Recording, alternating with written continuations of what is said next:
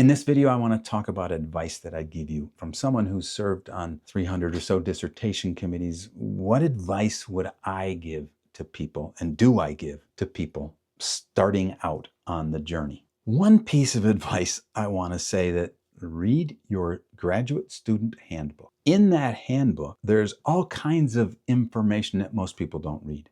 Really important things like dates. You have to enroll by this date, or you have to finish by this date. Or in order to graduate, here's the date that everything has to be turned in by.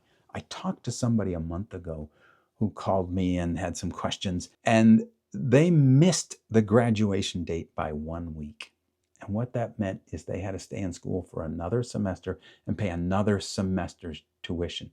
Had they known this ahead of time, what the dates were, they easily could have found and shrunk a week of that time out so they could have turned it in on time and saved thousands of dollars, but also lots of time.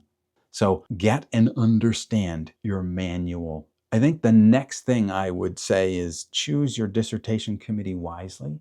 Just because someone's an expert in a certain area doesn't mean they need to be on your committee, because your goal is to have a committee that helps you finish.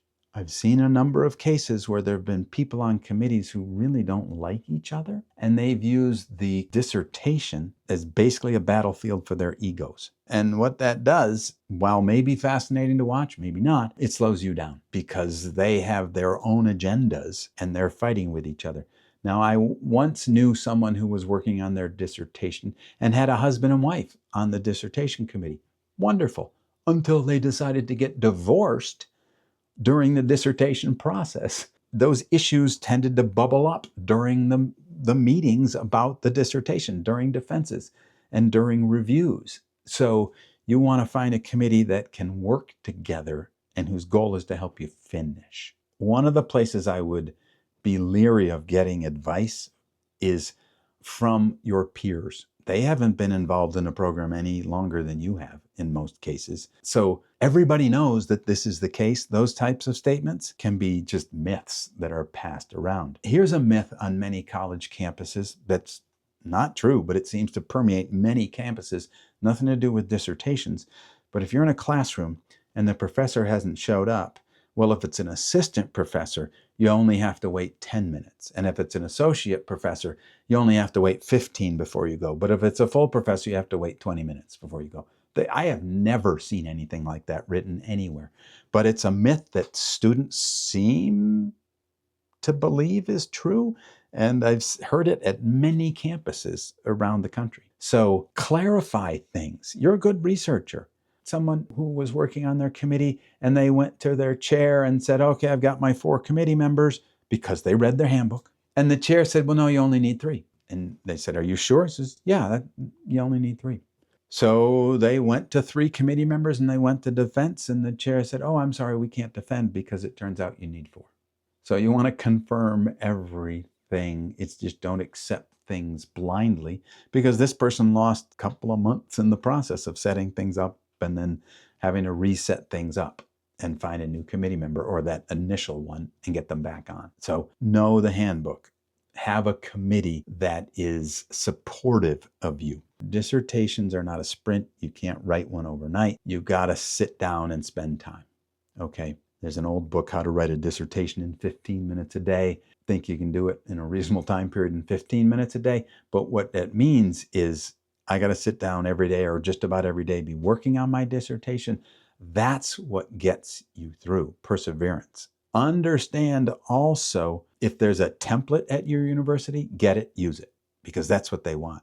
If there's not, or if your chair has recently chaired another dissertation using a similar methodology, get that dissertation and read it, because that's what's been accepted in the relatively near past. So you want to know that you're complying with things like that. A doctoral program, and in particular a dissertation, is a long and lonely journey. One of the things that I don't hear from people, happens over and over again, oh, I got to make this perfect. It's got to go to my committee. It's got to be perfect. And they spend a lot of time getting a document to where it's perfect in their mind. The problem with perfect is you aren't the keeper of perfect. It's your committee who decides what goes forward. And if you haven't given it to your committee, you don't know what they're actually looking for because you're just toiling away alone, and you can start to go off slightly different directions without knowing it and end up with a document that they wanted a different direction. So I encourage people to live by this motto: good enough is good enough. Get it to your chair and your committee when it's good enough. Get their comments.